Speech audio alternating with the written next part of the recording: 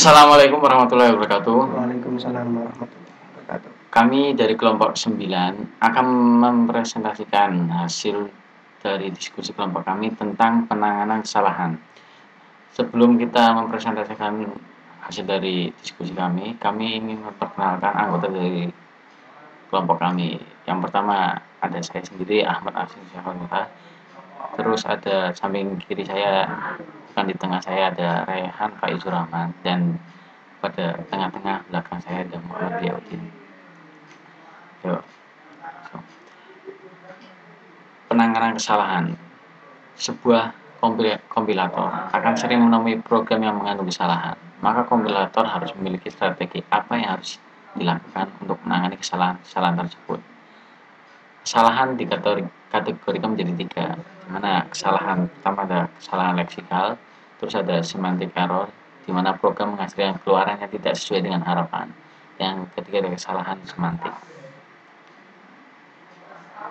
Oh, maaf, bukan semantic error, tapi kesalahan sintaks.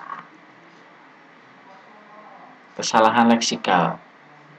Misal kesalahannya mengeja keyword, contoh DN ditulis DN, itu akan menjadi sebuah kesalahan di mana nanti program tidak bisa berjalan atau mungkin tidak sesuai dengan diharapkan. Terus ada kesalahan sintaks, misalnya pada operasi aritmatika kekurangan jumlah kurung. Nah, bisa dilihat contoh A dari 2 sama dengan X plus tutup kurung B kali tutup kurung C plus D tutup kurung kurung buka terus tutup kurung C plus D, harusnya tutup kurungnya ada 2 namun hanya ada 1, itu akan menjadi kesalahan sintaks. Yang ketiga ada kesalahan semantik, di mana tipe data yang salah itu misal tipe data integer digunakan untuk variabel string, itu akan menghasilkan kesalahan semantik. Yang kedua ada variabel belum didefinisikan tetapi digunakan dalam operasi. Selanjutnya ada penanganan kesalahan. Sebuah kesalahan pasti memiliki penanganan kesalahannya. Terus penanganan kesalahan juga terdapat prosedur. Nah, prosedur penanganan kesalahan terdiri dari satu, mendeteksi kesalahan, melaporkan kesalahan, tindak lanjut perbaikan. Terus ada pelaporan kesalahan yang dilakukan oleh sebuah kompilator meliputi kode kesalahan, pesanan kesalahan dalam bahasa natural, terus nama dan atribut identifier, tipe-tipe yang terkait bila type checking, contoh error 162 jumlah sama dengan unknown identifier, kode kesalahan 162, pesanan kesalahan kan unknown identifier, nama identifiernya jumlah. Terus reaksi kompilator pada kesalahan.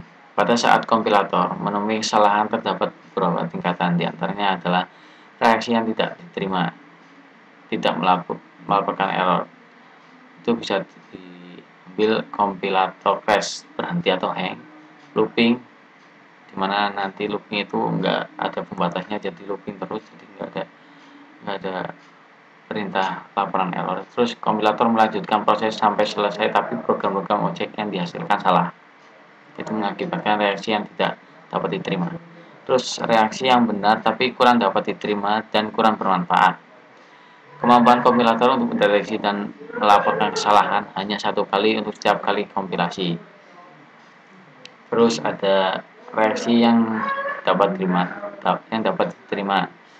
Reaksi yang sudah dapat dilakukan yaitu melaporkan kesalahan dan selanjutnya melakukan, contoh recovery atau pemulihan, melanjutkan menemukan kesalahan yang lain bila masih ada, terus repair atau perbaikan kesalahan, melanjutkan proses translasi dan menghasilkan program objek yang valid.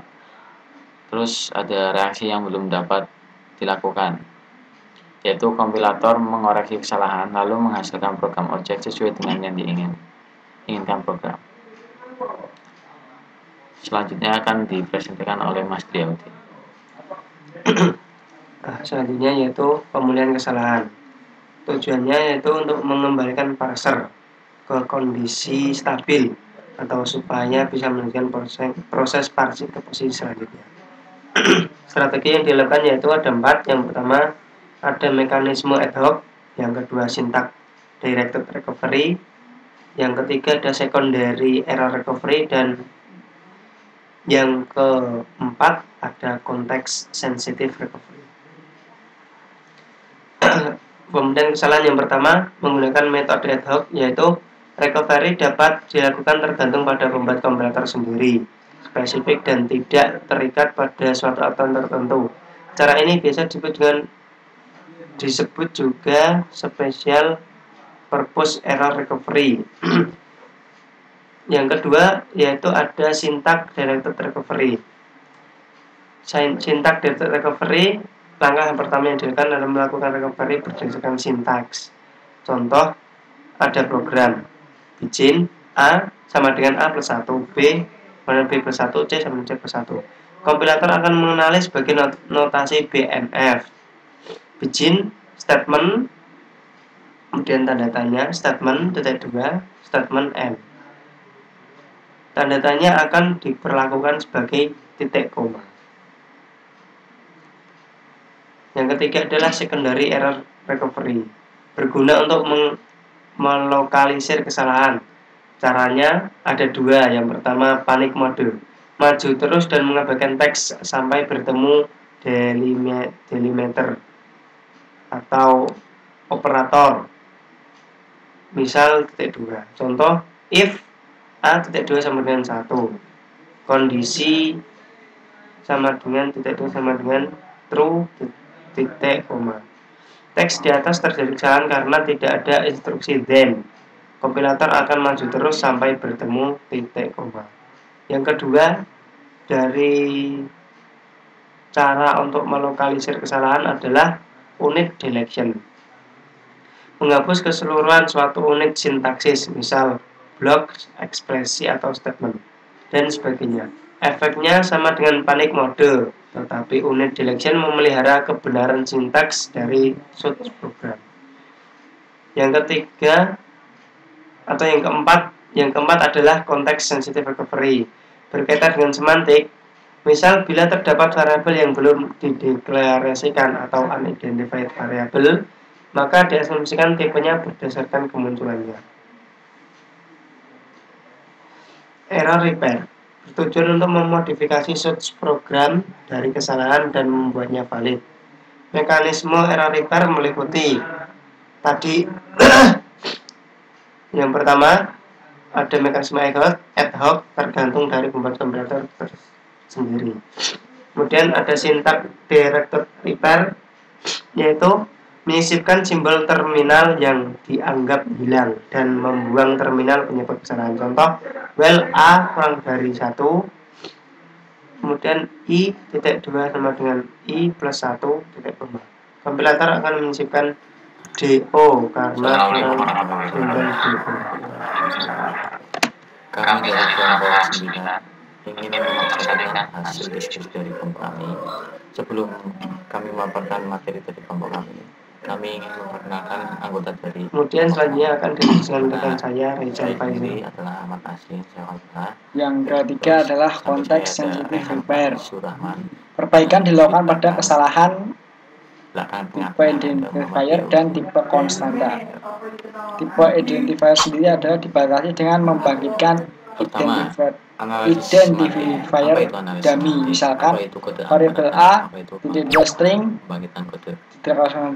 dideklarasikan string titik koma jin A titik 2 sama dengan 0 titik koma n. Sedangkan tipe konstanta adalah dibatasi dengan membagikan konstanta baru dengan tipe yang tepat. Yang keempat, spelling repair, memperbaiki kesalahan pengetikan pada identifier, misalnya well A sama dengan 1 do. Identifier yang salah tersebut akan diperbaiki menjadi well. Itu kan L-nya 2 tadi. Jenis-jenis dari dokumentasi atau help. Yang pertama, tidak pernah suatu penggantian untuk desain tidak baik tetapi penting. Yang kedua, sistemnya sederhana, user memanggil dan menggunakannya jika nama. Yang ketiga, hampir sebagian sistem dengan banyak fitur membutuhkan help atau bantuan. Jenis-jenis bantuan yaitu tutorial, review atau referensi yang cepat, Manual referensi penjelasan lengkap, bantuan untuk konteks sensitif atau yang disebut spesifikasi tugas. Sekian dan terima kasih atas perhatiannya. Wassalamualaikum warahmatullahi itu pengecekan apakah sebuah nama terjadi pendefinisian lebih dari 2 kali. Pengecekan dilakukan